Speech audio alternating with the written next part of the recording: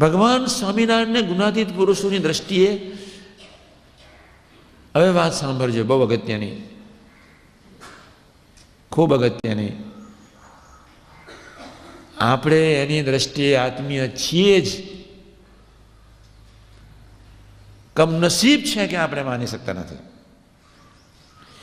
નહીં તો કહેત ને કે હું જ્યાં છું ત્યાં તમે, સમજ પડે છે તમને?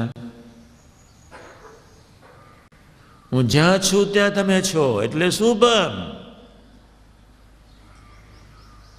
ગધેડાને ગધેડા જોડે જ હેત થાય, કાગડાને કાગડા જોડે જ હેત થાય, કોયલને કે બાજ જોડે ન હેત થાય, કૂતરાને કોઈ વાઘન જોડે હેત ન થાય, સિંહને સિંહની જોડે જ હેત થાય, પ્રભુને પોતા જેવા હોય એની જોડે જ હેત થાય. એટલે એને તો લખ્યું, સમજ પડે છે આ વાતને?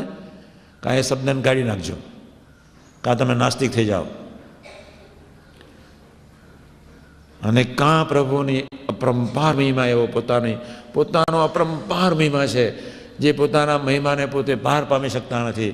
તો પ્રભુએ સંકલ્પ કર્યો, તમે ચિંતા નહીં કરતા, તમે જ્યાં બેઠા, હું જ્યાં છું ત્યાં તમે બેઠા છો, એટલે તમે આત્મીય થયા સિવાય રહેશો નહીં. આટલું તો માનજો. આપણે આત્મીય થયા સિવાય રહેવાના નથી જ. આ એક સિદ્ધાંતિક વાત કરું છું, લોજિકલ નથી, સનાતન વાત છે. કોઈ કાળે કરીને મરી જાય એવી વાત નથી. પરાવાની ને પરાવાનીના શબ્દો છે, એટલે ખૂબ ધ્યાન રાખજો.